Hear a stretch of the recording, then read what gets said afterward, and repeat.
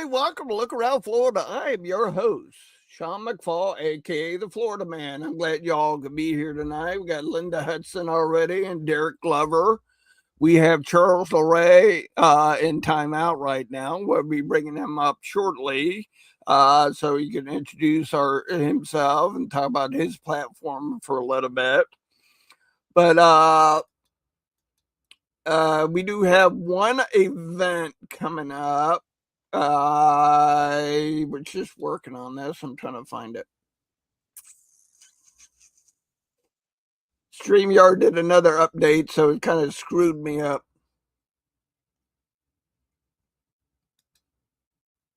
Okay, not that one. All right, we got this event coming up. Hosted by the Quincy Young Guard, CSS Chattahoochee, Mass Burial Memorial this weekend. Guest speaker will be Dan Cox, May 23rd at 11. I did get some more detailed information on location. Let me bring that up real quick. All right. As soon as my internet quits being mentally challenged. Wow, we got Chuck McMichael in the house, Jerry Peacock, Roy Hudson, Johnny Jenkins, Laura Schultz. We know Jerry Peacock has a drum and he does not mind traveling. David Wimberg. Welcome, gentlemen. I'm glad you could be here tonight.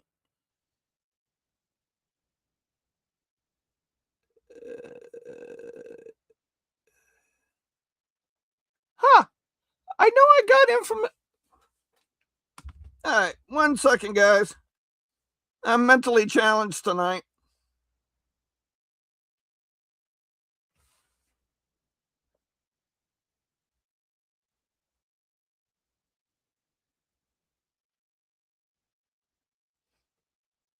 All right, for this event that's coming up this weekend, the meetup place would be 10 Main Street, Chattahoochee, Florida. So we got this event coming up this Saturday. All right, where that? Yeah, I'm all goofed up right now. Please bear with me. I did it myself. All right, let me get that off. Alrighty, I did speak with Bobby Van Zandt a little bit about his event that he had happening last Saturday, the St. Petersburg camp picnic. If you didn't make it to their picnic, they had about 25 members of the SCV and UDC in attendance. Lieutenant Mitch of the Florida Mechanized Cavalry 3rd Battalion Company D did swear in a new member to the Mechanized Cavalry. Let me bring up that picture. The gentleman's name is Steve Prince. I hope I said that right and not butcher it. There's Steve Prince and our lieutenant for 3rd Battalion Company D, Mitch, swearing him in. So congratulations. Welcome to the Brotherhood. I hope to see you on the road soon. Like I said, Bobby Van Zandt, I'm just talking about you, sir. We got Al. Well, ready. I know everybody's gearing up. Get ready. Get your registration in now. If you are planning on attending the Florida Division reunion, it is in. We're getting crunch time. Not this Saturday, not next Saturday. In 2 weeks. 2 weeks from this Saturday, it's the Florida Division reunion. Register today. The website is being linked at the bottom. They are planning on having a get together Friday night. Then you got the business meeting Saturday. Keep in mind the opening ceremonies pretty much for all members of the SCV and OCR. Once we go into business session, our division commander will ask the non-members to leave the room. Typically, the OCR members go in the room next door to us and have their meeting. So we got Charles Lauret. He's, like I said, we know Bobby Van Zant's going to be there. We got Bob Highball. Speaking of the devil. Exactly. If you haven't registered for the division reunion, do it now. It's going to be a great time. It is an election year. If you are running for a division officer position, remember, you have to be there to win it. No voting by phone, no mail-in ballots or anything like that. You got to be present. Ready. Oh, Donald Gaines from Florence, Mississippi. Welcome, brother. Glad y'all could be here tonight. Take your shoes off, kick back. We're going to have a good time tonight. We're going to be bringing Charles Lauret up. So please give him a warm welcome. Please give him a warm welcome. Our candidate for Lieutenant Commander-in-Chief, Charles Lauret. How you doing tonight, sir? Doing good, doing good. I like your advice to kick your shoes off and sit back and relax. That's good. It makes it for a nice, relaxed, chilled environment here. So, well, good to be on your show tonight. Thanks for having me on. Thank you, sir. I grew up watching the Beverly Hillbillies, so I always did like that saying. So, So what you up to tonight? Oh, not too much. Just dodging some of the rain that's starting. We going into a rainy week here in Louisiana. It's been pretty dry, but they're calling for a steady 7 days of rain here. So we're gearing up for that. We've already got a little bit. So anyway, and so that's not going to make for a very good Memorial Day weekend, but we'll make the best of it. Yep. So. I know how you feel because there's several groups out there throughout Florida going to be out at cemeteries and stuff like that, honoring all of our veterans. Yeah. Well, good. That's what it's all about. So regardless of the weather, as long as we remember the reason for the day. So Yep. So Charles, you want to go ahead and introduce yourself to everybody? Yeah, certainly. As he indicated, Charles Lauret, a candidate for Lieutenant Commander-in-Chief this year in Lexington, and it's an honor and a privilege to even be in the campaign to run for this position, and I'm real excited about it. Things have been going very well since I announced, and especially on the campaign trail. But I'll talk a little bit about that later. But I wanted to tell y'all a little bit about myself. For those who don't know me, I know several of the folks I've seen on the show so far that y'all do know me, but maybe just as an SCV member. And so I'll get to tell you a little bit about myself. So I'm 58. Actually, I turned 59 years old tomorrow. Tomorrow's my birthday. I was born in Baton Rouge. I've got matter of fact, my mom and dad still live there in Baton Rouge. I've got 3 brothers. I'm married to my wife, Amy. Will be 32 and a half years we've been married. Got 3 kids and 2 grandkids, and everybody's out of the house now. So it's just Amy and I, except for when our son comes home on the weekends every now and then. So, but I was originally born in Baton Rouge. So my dad was an insurance agent for National Life and worked in Baton Rouge. And when I was 7 years old, he decided to make somewhat of a career change. Instead of doing the sales and peddling insurance, he decided to get into the marketing and research side of insurance, and that brought him to Hartford, Connecticut. And so we moved to Connecticut when I was 7 years old. And of course, the running joke with all my fellow camp members is, they'll do want to call me a Yankee and, poke fun at me and all that. And my best response to that is I was a POW. But it was a good upbringing. So I lived in Connecticut we lived there for 9 years.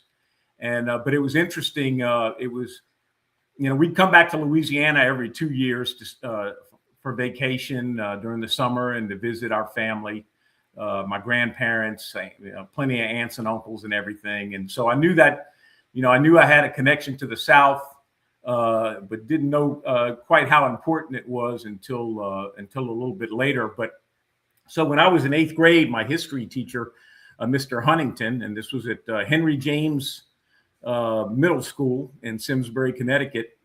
So we were covering the war between the states. And so that's when I started realizing, well, okay, they talk about North and South, and the North was fighting to free the slaves, and the South was fighting to preserve slavery. And I wasn't sure what I was supposed to think about that at the time, but I started getting very interested in it, and especially knowing that, I was from the South. And so Mr. Huntington actually started encouraging my interest in the war between the states, gave me his personal 3-set volume of Bruce Catton's Army of the Potomac.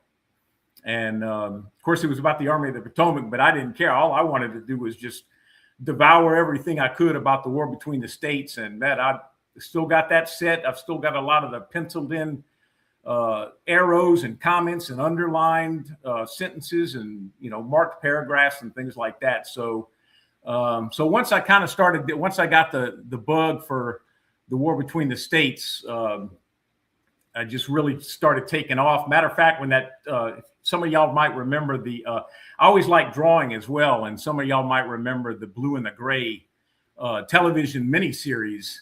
And it was, the main character was a war correspondent artist. And so, boy, I tell you what, I kind of jumped on that and said, well, so I started focusing my drawing and sketching and things like that on doing, battle scenes and portraits of Confederate generals and things like that. Matter of fact, so whenever we would come back to Louisiana, I'd always ask my dad to stop at least one battlefield. And I remember one year we stopped at we went to the Chattanooga to Lookout Mountain and also to Chickamauga. And of course, we took pictures and things like that. My dad was taking pictures and stuff. And so I took one of the photographs of, I think it was the visitor center at Chickamauga at the time, and did a sketch of it and actually mailed it to the visitor center, telling them how much I enjoyed visiting the battlefield and things like that. So, so I was really, all through high school and everything, and just really into it. And, but genealogy wasn't really a part of any of that. My dad eventually started doing our genealogy, and he had first found my great-great-grandfather, Jean-Pierre Lauret. He had immigrated to New Orleans in 1860. And so he landed in New Orleans, and, it didn't take long. That's when things started kicking off. And I'm not sure how he felt about it, but he ended up being mustered into the Louisiana militia in the defense of the city of New Orleans. So he's on the rolls as he was with the 2nd Company, 1st Regiment, French Brigade of the Louisiana Militia.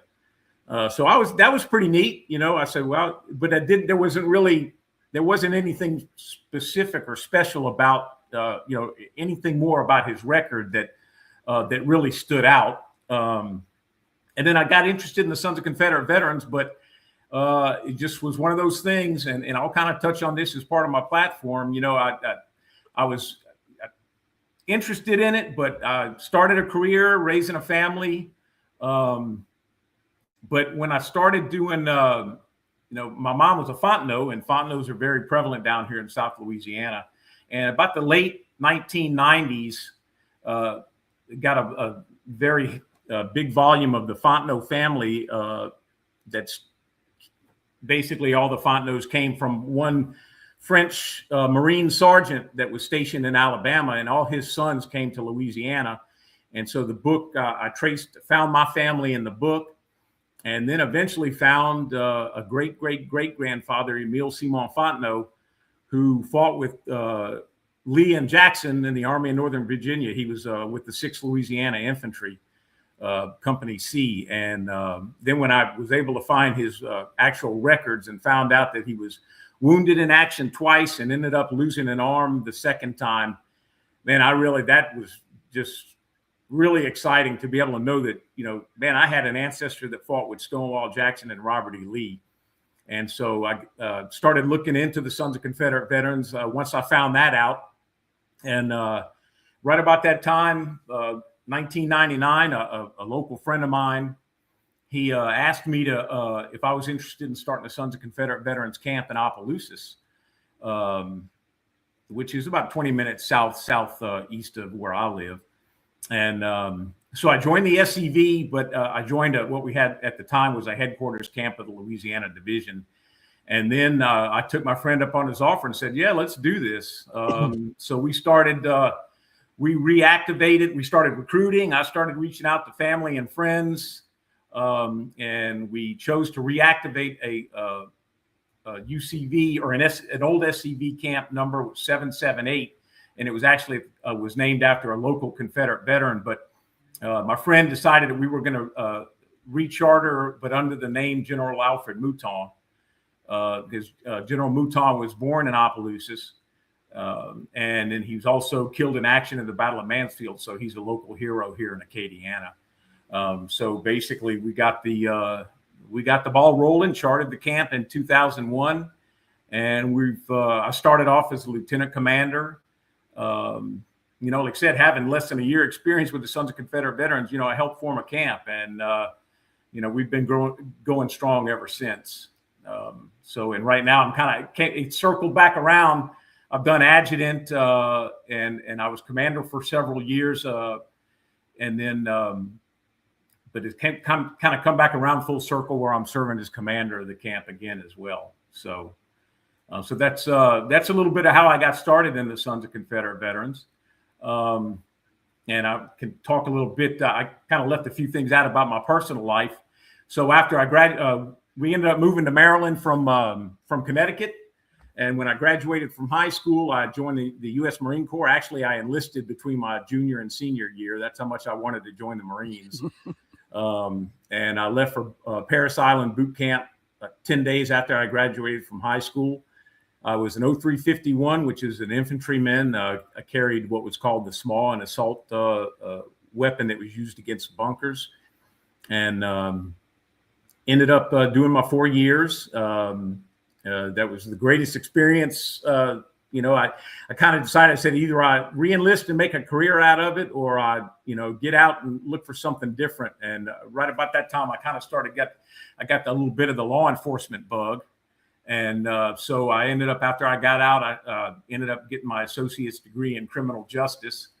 And I had always, this was in North Carolina, where I was stationed at Camp Lejeune, and I stayed living outside of Camp Lejeune, and working on my degree, bartending and waiting tables at a local Applebee's.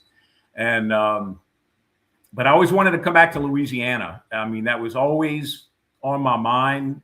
Always missed my family. I missed my grandparents terribly. They're just really close to them and everything. So the day after I got my associate's degree in criminal justice, I moved back down here to Louisiana, and eventually got on with the Louisiana State Police, and ended up doing my 27, or I did a brief period, about a year and a half, with a small town department, and then got on with the state, and like I said, ended up working up the ranks as a trooper, and then in patrol in the Bureau of Investigation, and ended up being a deputy commander as a lieutenant of a specialized section that I worked in. So that's how.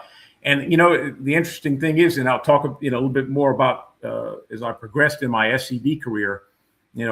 Everything I did as a full-time employee and raising a family. So I definitely devoted time to the SCV.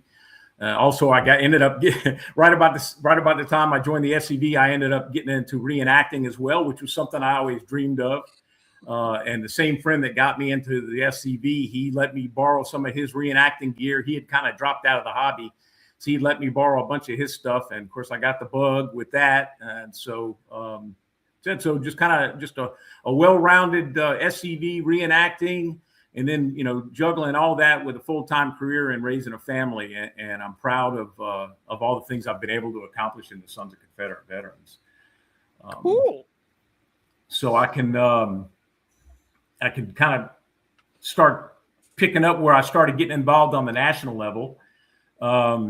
So I ended up serving on the Louisiana division level. I ended up serving as a brigade commander for the Southwest Brigade. The first lieutenant commander of the Louisiana division. And then eventually from 2008 to 2010, I served as a Louisiana division commander. And whenever I finished up at that time, Commander-in-Chief Michael Givens asked me to come on his staff as chief aide de camp. So that's where I started kind of getting my feet wet on the national level. So I did that from 2010 to 2012. Eventually, I ran for the position of Army of Trans-Mississippi Councilman. So that from 12 to 14, and then logical progression had me step right up to the Army of Trans-Mississippi Commander from 14 to 16. And then, so those were some great experiences, especially, getting out of Louisiana and starting to see exactly, what other camps, divisions, and we're doing, picking up on ideas. And then also, in that position as councilman and commander, helping other camps and divisions, just kind of build themselves up. I helped organize and participate in some leadership conferences or seminars, recruiting and retention seminars, going out to I helped, I was there when the Pacific Northwest Division organized itself. Going out to California, just seeing what I always felt was, behind enemy lines, but being a part of helping those camps and divisions organize on that end. So it was a really great experience to be in those positions. And then, so at 16, incoming Commander-in-Chief Thomas Strain asked me to come on and serve as his National Chief of Staff. And, I was really honored to take up that position. Served him during some very turbulent times. After 15, with South Carolina and everything, just when things really started getting tough for us, attacking our heritage, our symbols, our statues, our flags, and things like that. So I was standing side by side with Commander-in-Chief Strain during that period. So I served him from 16 to 18, following that during that tumultuous time. And then Paul Gramling came on as Commander-in-Chief, and he honored me with asking me to stay on for Commander-in-Chief for another 2 years. So I did that Chief of Staff for 4 years. And, it was just really a great opportunity to be behind the scenes, but also working with the General Executive Council, but being the right arm to the Commander-in-Chief and helping run the organization. And again, we all know what happened in the spring of 2020. We were kind of at the tail end of Commander Gramling's tenure as Commander-in-Chief. But, I was right there beside him, too, whenever we had, when George Floyd and renewed attacks on our heritage, which were doubled and tripled and quadrupled. And really, we were really facing some difficult times. So, it was an honor to help be there to help Commander-in-Chief Gramling during those the last few months of his tenure, and also during COVID. So when we were all affected by that and how we had our meetings and things like that. So, but that was a great honor. Like I said, Chief of Staff is one of the best opportunities I had to make sure that it helped me to learn more about the organization and how it ran and making sure that we ran it the best way that we could. So in 2020, whenever Paul Gramling went out of office, I took a little break, had a little hiatus there. in 22 to 24, I came back on as Army of Trans-Mississippi Councilman again. That was an honor to get back on the council and get active again. And then took another break. And it was, we said, early last year was when I, finally had talked to my wife, and because I had always really wanted to run for lieutenant commander in chief to step up and serve in such an important position, but just things were happening at the time, but I finally saw it was the right time to do it. So last year was when I finally announced, and so here we are running for the office. Cool. All right, thank you. You want to start in on your platform? Yeah, sure. Yeah. So, but again, I just want to stress that all the things that I've done, that my entire SCV career was working a full-time job and raising a family, and so I'm very proud that that my family stood beside me too, and Amy stood beside me while I was away doing all that stuff, and knowing that she's still standing behind me as I run for this office, it really means a lot to me. So, so I'll touch on a couple of things, about my platform, and I'm thinking the most important one that I can touch on tonight is digital media and marketing and communications. So, if any of y'all, and I know you'll have it scroll in my Facebook page, those that have been following my campaign at all know I'm very active on social media.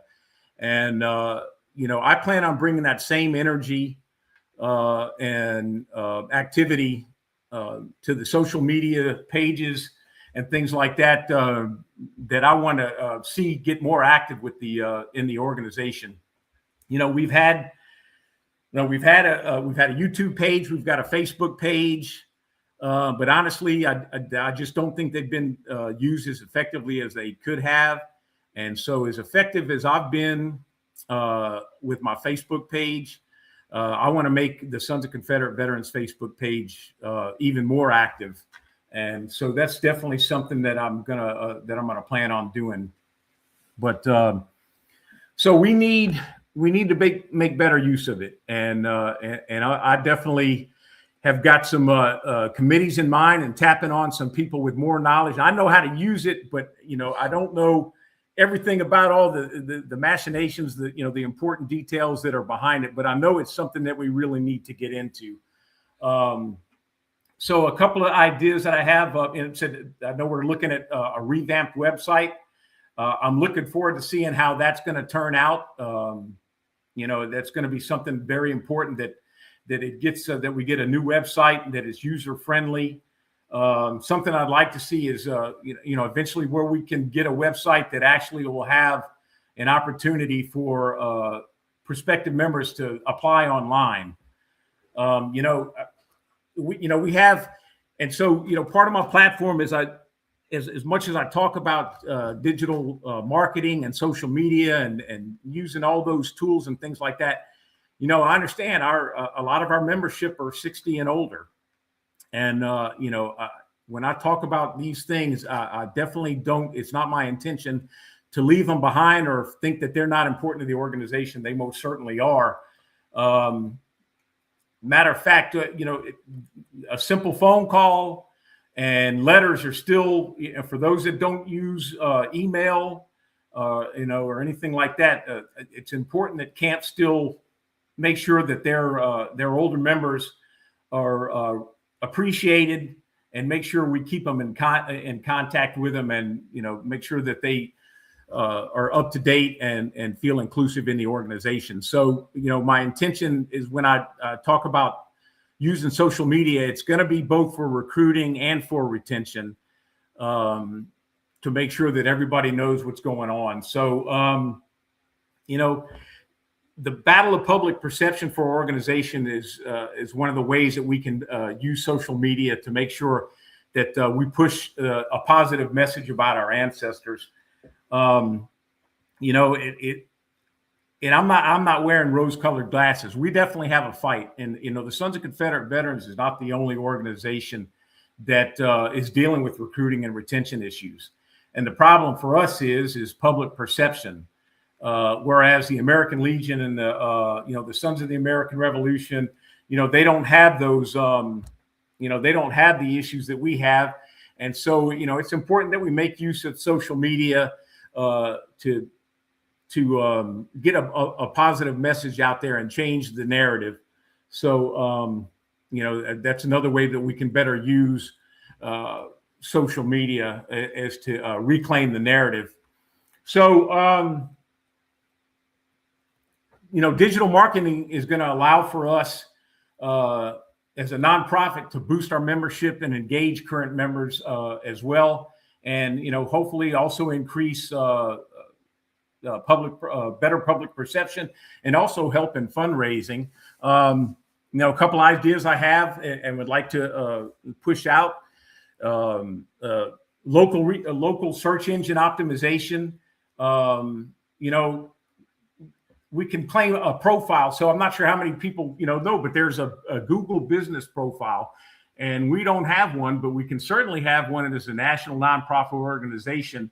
And so I'm going to push that the SCV, put together the Google business profile. It's going to include details about our organization, obviously, but details about the Southern Heritage Center, our museum, information about when the museum's open and things like that. And, to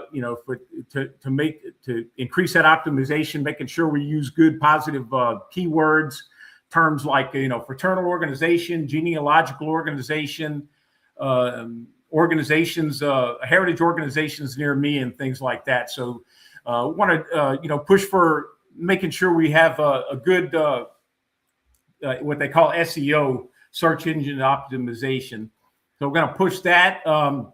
Something I found out, researching what I'd like to do. I found out that there's actually that Google actually provides a nonprofit grant of $10,000 to help with monthly fees and in search ads. And so I'm gonna look into that. I don't see any reason why we can't take advantage of that, because we are a nonprofit organization. And we spend money on billboards, and that's an important deal. I like what Lieutenant Commander in Chief Tony Griffin has been able to do. But I mentioned digital marketing. We're going to have to, if we're going to put money towards billboard, we're going to need to start looking at allocating some of our budget to digital marketing. Now, you get free ads. You get a little bit of exposure on social media, but they do make money by running ads, and so we're going to have to. And I'm going to make sure that we start looking at setting aside some funds to make sure we start pushing out ads on social media that will cost something, but we're going to have to do that. So because that's really where it's going to be and continue to be over the next several years. So that's really important. I can't stress that enough.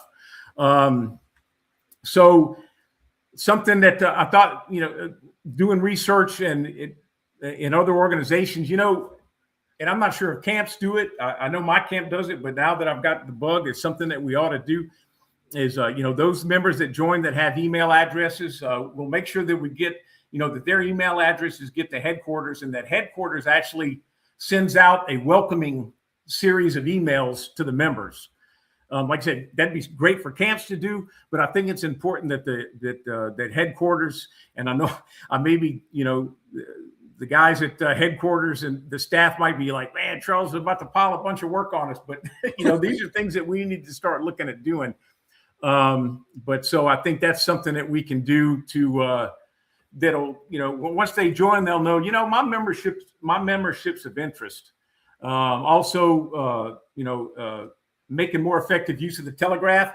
Now, I know it's true, you don't want to get bombarded with emails, but honestly, I don't think we use the telegraph enough.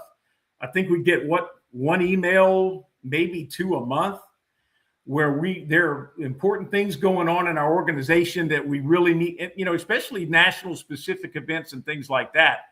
that we can send out on the telegraph. So yeah, we want to limit it. We don't want to bombard members with all that stuff, but but we can use it more. And so I'd like to see a more effective use of the telegraph. So going back to Facebook, so on the Facebook page or Instagram, we could be using Facebook to promote the camps and divisions events. Now, I know several months back, I started a hashtag campaign to kind of connect everybody together. And so I make use of my official Facebook page and using the hashtag SCV, recruit SCV, I'm sorry. And so when I see a camp announce a meeting, or I see a camp announce a picnic, or a cemetery project, or whatever the case like that, I'm personally sending that out, highlighting their camp number, highlighting their division, and then using the hashtag recruit SCV, to bring all these things together. So when you click on a hashtag, wow, look at all the stuff that's going on in the SCV, because like I said, the national Facebook page, very sparse, and I think we can make better use of it to promote what our camps and divisions are doing, and that in and of itself is going to be a tool for recruiting and retention. So I can't stress that enough. These the things that I want to do with social media are to recruit new members. We'll, with donation tabs, solicit donations for the many things that we have, and just also change the public perception and let people know what we're all about. So, real important. One other thing, I know the YouTube channel. So we have a YouTube channel, and the last time we published anything on the YouTube channel was, I think, 7 months ago, and it was a rehash of a video that was done several years ago. So we need to use our YouTube channel more. We can do like 60-second, what they call vertical videos, something to promote the museum. We can maybe once a week or once every 2 weeks, we can do a quick video of an artifact, or like a new artifact that maybe arrived at the Confederate Museum. That's going to be positive. Just whether it's a button, a period photograph, or a map or something like that, talk about the history of the artifact, and then, kind of use up the following phrase, something like, preserving history is our duty. If your ancestors fought from 1861 to 1865, help us to protect their legacy. And then, click on the link to either, download an application, find a camp nearest you, or make a donation to the Confederate Museum. So that's just an idea. We can do like a video of a history of Elm Springs to draw an interest to Elm Springs. There's just all sorts of ways, and I think I've stressed enough about it. But y'all kind of see where I'm coming from. Like I said, I feel like my energy and being engaged in social media throughout this entire campaign. I won't slow down if I have the honor of serving as Lieutenant Commander in Chief. So y'all can pretty much count on me making the best use of social media, digital marketing to improve the what people know about our organization and help in recruiting and retention. So. Well, that's cool. You answered one of my questions. I was going to ask you how you felt about Facebook ads.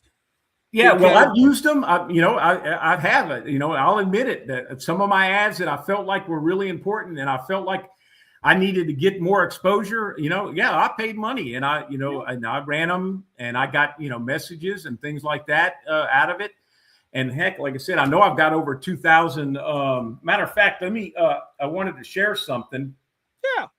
So in the last month, so from April 22nd to May 19th, my Facebook page, and I credit this with how active I am. And that was one of the things I'd stress in my battle plan is, our accounts can't be ghost accounts. We can't just start them up and not feed them. And positively feeding them with good, positive contact will help start changing the algorithm So when you search the Sons of Confederate Veterans or you search Confederate history, they're not going to get the same BS. They were traitors. Their actions were questionable. They were preserving slavery, or the Sons of Confederate Veterans is a neo-Confederate group, listed in the Southern Poverty Law Center as a neo-Confederate group. So we need to change the narrative. But, going back, since from April 22nd to May 19th, my page has had 154,357 views. Wow. And that's and the best format for me is in photographs. And that increased 2,150. It was up 2,153% from the previous month. I'm going to encourage camps to send, pictures and things like that we can share on our Facebook page. Again, that's kind of, that's just really how important it is. So, I just can't stress that enough. And I think I've stressed it enough as well. So, yeah, because me personally, I've sent stuff in pictures on what my camp is doing to the Confederate veteran. And some of them do make it in the Confederate veteran. Last I heard, I don't know if it's still true or not. Whoever takes care of the Confederate veteran was like 3 months behind.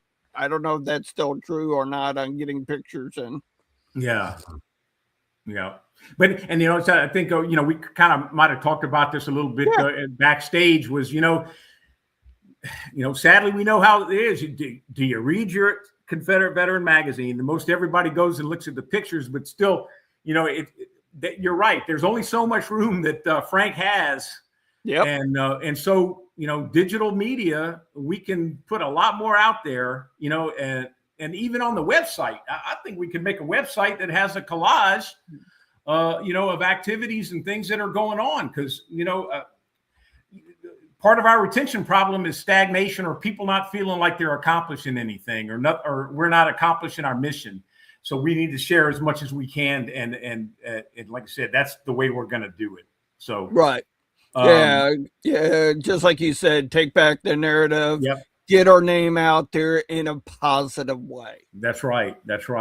One other thing I wanted to touch on as far as when I mentioned about our older members, but any member of the camp. So, just about everybody has a cell phone, and they're at least at a minimum have a text. It might not be a smartphone. They might not have all the, bells and whistles and everything, but they probably got text. And, I'm a member of the Knights of Columbus here in my local Catholic church, St. Peter's. And once we started up our chapter or our council, we started, the Grand Knight had issues with, he could only send so many texts to the members. So he got on what's called the GroupMe app. Yeah. It's a lot easier to work with. You can send a lot more messages. So I'm going to encourage camps to start up a GroupMe app for your camp. And that way, and like I said, it makes it easier to send out, like, hey, don't forget the meeting tonight. Don't forget, we've got the headstone cleaning or whatever. Hey, we're, is there any interest in going on a field trip to down to Confederate Memorial Hall in New Orleans? Yes or no? Things like that. So, because everybody might not have email, but I'm feeling more confident of making use of something like the GroupMe app to make sure that we're keeping in touch with all our members and they know what's going on. So that was something I kind of wanted to go back to, talking about making sure we, we keep up with all our members and keep them in the loop, make sure they feel involved in everything. So couple other things I'll talk about. I know we're getting long. I know personally we don't, after a while people start kind of losing interest. So just like if you do a historical program, you don't want to go too long because you don't want to lose interest. And I definitely don't want to lose your interest, everybody. I appreciate the opportunity to be with y'all tonight. But supporting camps and divisions, I will, the Lieutenant Commander in Chief has a budget. And I want to form a committee, a grant committee, And so say your camp wants to get like a banner, kind of like, just something to represent the camp at either a festival or fair or something like that. And they're kind of, they're low on budgetary, finances and things like that. I want to put together a grant form and have a grant committee to review them and share part of my budget, the Lieutenant Commander in Chief's budget, to help them in things that will further their exposure in the community and help in recruiting as far as that goes. So, just putting together something that helps them stand out in community and recruiting events. So that's something that's one of the important things on my pillar. Engaging youth. And I got the bug when I was in junior high school, and because I had a good teacher, and this was back in, this would have been the early 80s, late 70s, early 80s, and I had a teacher that encouraged me, and he was actually teaching history, and I've heard a few people pick up on this, something that, I've been mentioning this on some of my campaign stops and everything, but, I'd like to see, they're failing our kids in school. And if they're teaching any history at all, they're just glancing over it. And if they're teaching about the war between the states, we know that they're teaching the victor's version, and it doesn't help us with recruiting at all. So I'd like to put together a committee of educators and former educators. I know we've got, what do we have, like 4 past commanders in chief that were educators. But to put together a block of Southern and Confederate history. And when I say Southern history, Southern history, the Virginia, and just the starting of our founding of our country. If it wasn't for the South, things might have not turned out the way we wouldn't be here today. So when I say Southern history, I'm talking about all Southern history, with a special focus on the war between the states, because that's really important. If kids, end up getting out of high school, they had no idea what animated our Confederate ancestors, how would eventually, when they're, if a family member says, "Hey, Johnny, I've done the genealogy and we've got a Confederate ancestor," and like, okay, what did he do? So we've got to build interest in what animated our ancestors and our history and heritage, to make people want to join the Sons of Confederate Veterans. Because if they don't know what the Confederate veteran stands for or why he fought, well, then they're not going to join our organization. I mean, it's pretty cut and dry. So I think it's really important. I'd like to put together a committee and then push it out to home schools and private schools. Very important. And, there still may be some public schools that may be receptive, but, I think generally the focus needs to be on private schools and also homeschooling, because, you hear it all the time. They're failing our kids, and they're indoctrination centers. They'd rather their kids, the teachers would rather their kids get out of school and go do a protest against the president of the United States and ICE than learn what they really should be learning about. So that's an important thing I'd like to do that I know will help us in recruiting. Also, another thing I know that I've been mentioning on the campaign trail that's been picked up and is being spread. And look, if these are great ideas, and no matter who's in office, these are things that can only help us. They can't hurt us. But I want to reinvigorate the cadet program. It started off really strong. So I'd like to do what I can to help camps with that program, maybe establishing a mentorship or encouraging a mentorship program. When a young person comes in, having an older member kind of take them under their wing. But, and I want to stress, so it's really important that SCV Constitution specific, It might be on your end, sir. At least he didn't go robot. Let's give him a couple minutes to see if he comes back.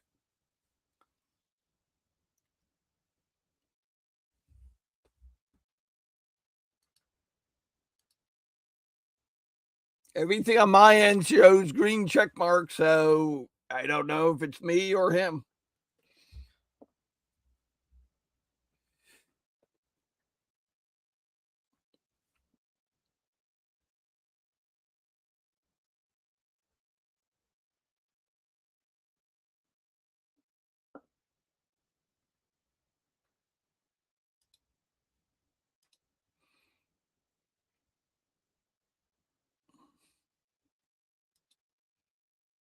Ready. Possibility, Johnny. It could be rain because it's raining at my house. Upper Gainesville, Mary Stark Perry Camp. All right. Hope you recovered, Roddy, from a wild weekend you just had. Well, we're going to give Charles Lauret a couple more minutes to see if he's able to get back on. Yep. Speak of the devil. Hey, I don't know. My laptop shut down, so I'm on my phone right now. I don't know what happened. I'm going to try to fire it. It just started. The laptop just started shutting down on me, and I have no idea why. I mean, I'm plugged in and everything, so I'm sorry for the technical difficulties. Can y'all see me okay? Yes, sir.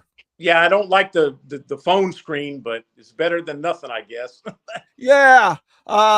We did have a question come in for you about the Hunley Award. What's your thoughts? Oh, I loved it. We used to give the Hunley Award until the ROTC programs that we would give it to. They ended up, backing out of the program, and then of course we had the period of time where we couldn't do it at all. But I love to see it fired back up, and it's definitely that's another great tool to encourage people or young students to learn about our history and heritage. So yeah, that's definitely something that I support, and we could definitely should continue. Yep. Yeah, because the one thing my camp does that you talked a little bit about, you talked about that app, the Group Me app. The one thing I do with my camp, I sit down with each member and see which way is the best way to communicate with them. Yep. And so with that, my camp has a Facebook. We use Facebook Messenger. That way, if a camp member has a question, boom, it's right there. Everybody can see it. We talk about it. It works for us. Yeah. But every camp's different. Hey, the StreamYard's firing back up, so I might be able to rejoin you back with a better screen. Let me. Not a problem. All right, let's see. It's there. I am. Enter studio. Ready. Yeah, I'm gonna X out of that. That's all right. There we go. Like I said, I don't know what it's showing. It's charging. So we good? You can hear me so far.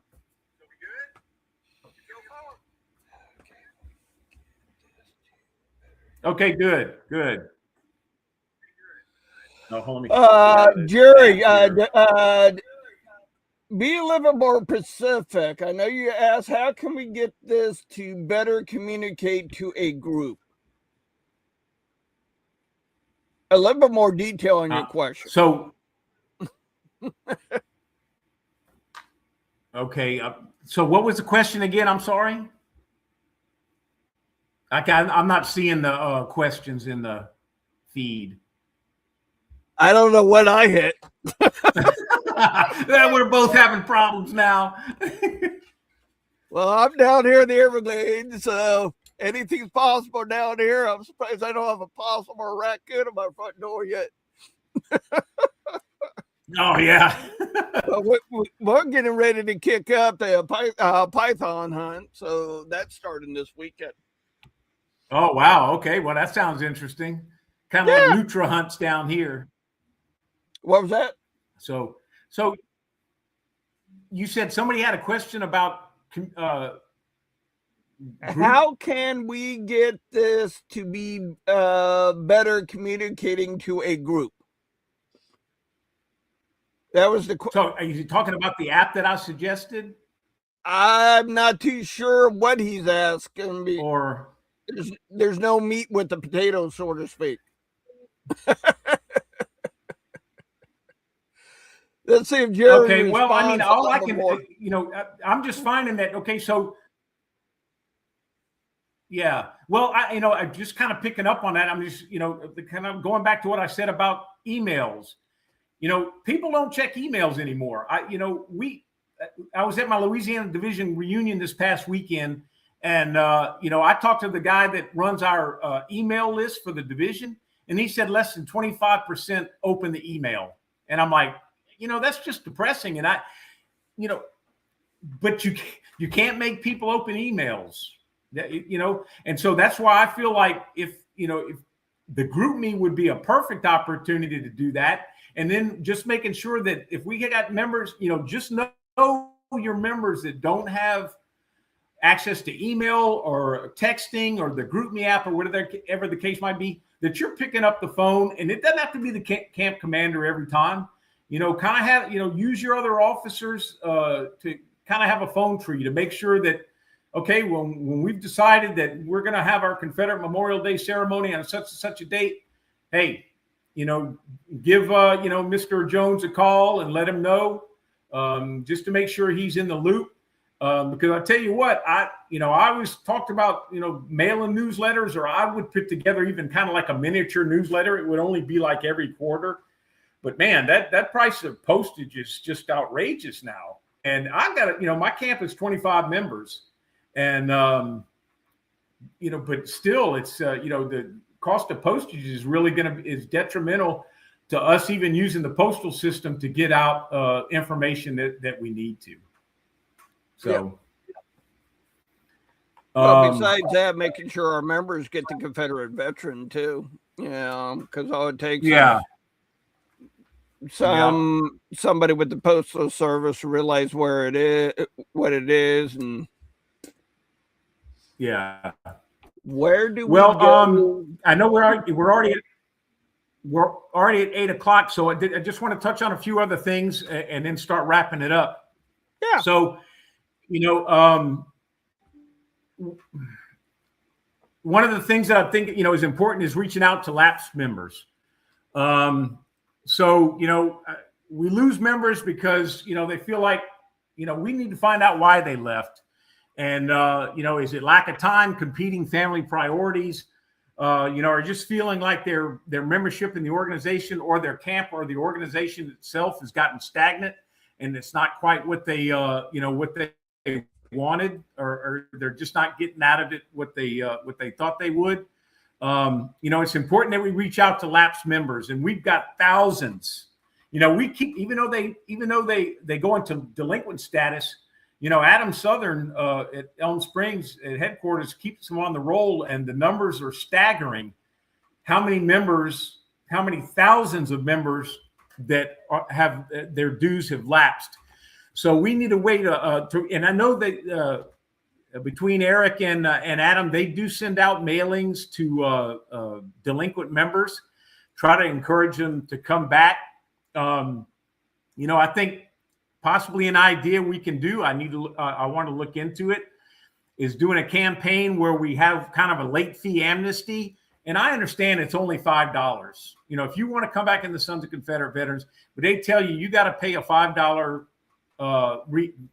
reinstatement fee.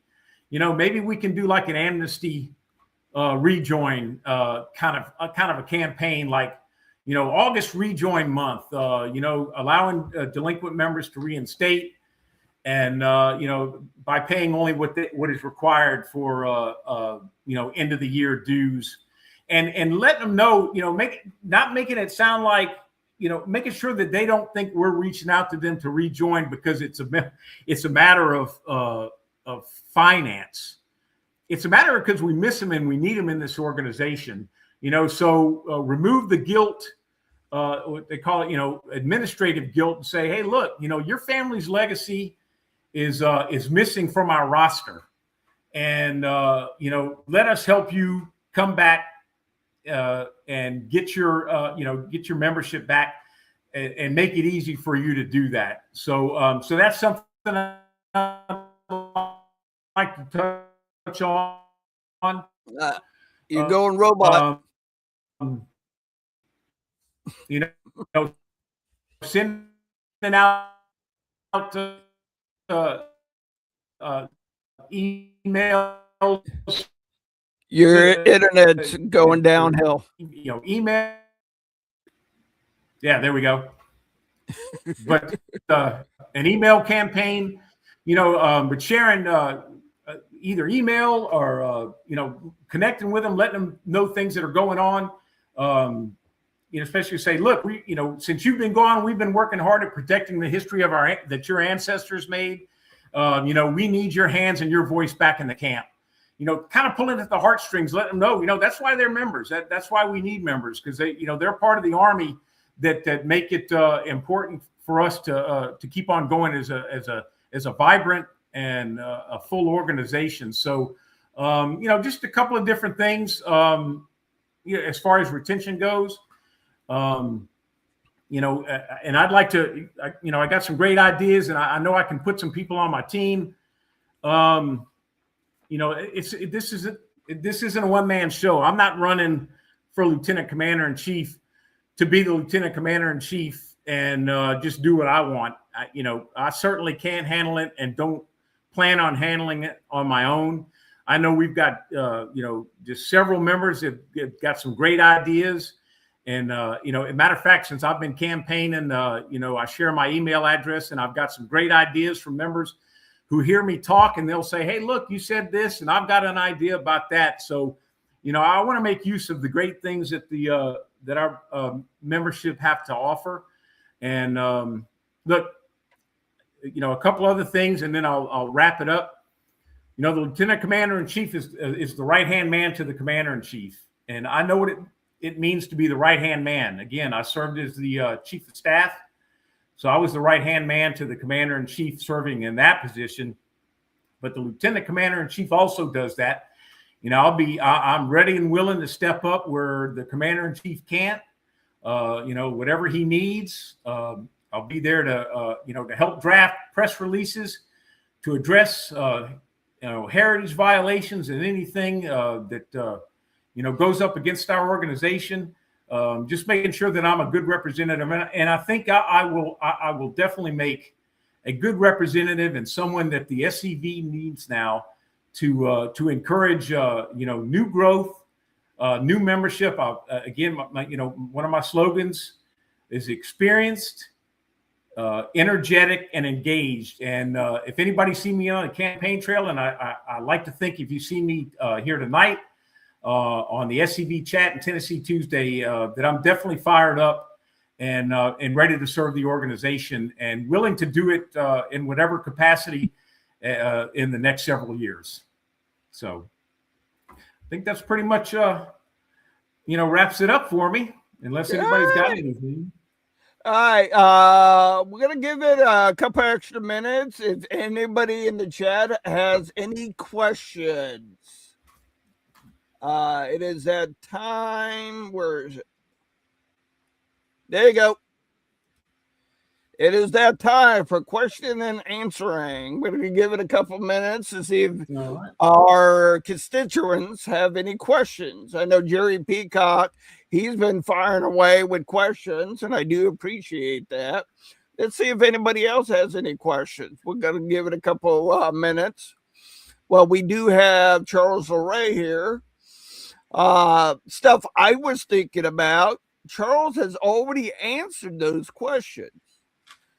What was about social media ads? I just thought of one, Charles.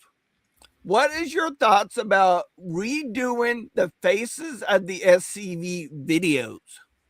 Hey, nothing wrong with some updates. And I touched on that earlier when I said, the last time we posted anything to the SCV YouTube page was 7 months ago, and it was one of those faces of the SCV ads. I definitely could see helping with my budget to do some new ones, and kind of change it up a little bit. Yeah. So yeah, that was a great program, and I think it's maybe time to do a little revamp. So It may not be a bad idea to do Division Pacifics also to help out yeah, the divisions. yeah, so one of the things we can do, kind of like short reels on the Facebook page Yeah. or Instagram or something like that is, of course, we'd have to make sure it's controlled and not just let anybody get on there and do anything. But, it sets something up for, camps to do like a quick reel, it wouldn't be live, but if they were to sit and say, hey, look, I would recommend maybe like a minute reel, and then we can upload it and say, look, here's what this local camp is doing, and because there are guys that wouldn't mind being out there and getting kind of a little publicity for themselves and for their camp. Yeah. And so that would be that's something that I thought about. That's something we might be able to do, is setting it up where they can upload, or at least send us a reel, and then we can upload it to Facebook and say, yeah, here's what's going on in Jacksonville, Florida. They've done this, and here's compatriot so-and-so to speak about it, something like that. Like I said, there's like endless possibilities with social media. So, and y'all are making the best of it too. Yeah, I've been playing around with some of those stuff to boost my audience with Look Around Florida. Yeah, it's not just UDC, OCR, and SCV News. I'm going to say it again, guys. I know you would probably tired of me hearing it, especially after last Wednesday. But we need to preserve and protect our local history. Yeah. Yep. Definitely. So, that's all a matter of, because I know, our local history is very strong Confederate too. And, just any way we can get out there and promote it and change the narrative, as it were. Yeah. Yep. But I appreciate you sharing my scrolling my both my website and my Facebook page. Oh, I didn't do your website. Let me do that real quick while we're wrapping everything up. There we go. That's a simple quick. Yeah, check out my website, lauretfordixie.com. And I don't know if I even mentioned at the beginning, but I'm from South Louisiana, and my name is definitely French. And so the T in my name is silent, so that's why it's Charles Lauret. And I use little quippy things like hip hip Lauret, and Lauret for Dixie, which is also hooray for, kind of like going off hooray for Dixie. But check out my website. Check out my full resume. My full campaign announcement, my full battle plan. I've got a section on there that's got a bunch of my what I've been doing since I started campaigning.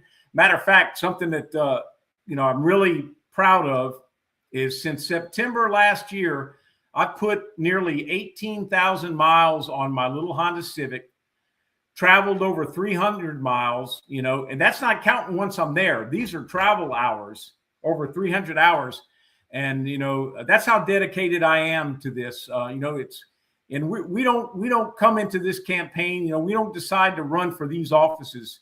This is voluntary, just like everything is about the Sons of Confederate Veterans. My running for Lieutenant Commander in Chief is strictly voluntary. And, I put a lot of money and time into this campaign. So I don't want there to be any doubt in how dedicated I am to run, and also to hopefully eventually serve as your Lieutenant Commander in Chief. I do have one question. What's your thoughts with the mechanized cavalry on helping promote them? So helping promote them? Yeah. Well, they said they're definitely the workhorse of the Sons of Confederate Veterans. They are doing some great things out there. I'm not sure how we can promote them any more than they self-promote themselves. They do a great job. And so, as long as we're all in the same mission, the same goals, to do what we can to preserve the memory of our ancestors and promote our organization. I'm definitely working side by side. Yep. Cool. Thank you. All right, guys. Remember, we only got a couple weeks.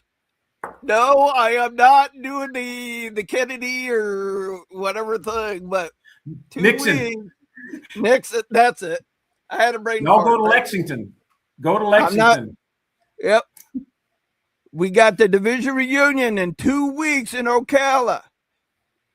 If you haven't registered, register today. Get it in. Then July, we have the national reunion in Kentucky. This is where we vote on our GEC. Charles Lauret or Roy Hudson. As far as we know, as of right now, nobody's running against Tony Griffin for Commander in Chief. That we vote on us in Florida. We are members of the Army of Tennessee. So we do have Papa Moose running for AOT councilman. And as we know, Carl Jones has stepped out of the race for Army of Tennessee commander. Thanks, Chuck Michael. We have amendments also. So please check out your Confederate veterans. A copy of those amendments are in there. We do have somebody out of the Tennessee division that is running for AOT commander. I can't comment on them or anything because I don't know them. But exactly, Miss Linda. I want to say, just thank you to everybody who dedicates themselves to the SCV by running for office. If it weren't for for everybody that's willing to step up and serve, where would we be? So a special thanks to everybody who's willing to step up and serve in any capacity. Yep. Just like Charles said, it's voluntary. Yeah, yep. From brigade command here in the Florida division, from brigade commander on up, it's all voluntary. So keep that in mind. If you're willing to put the time, run. All right, guys, gentlemen, we're going on 9:14. We're going to wrap everything up.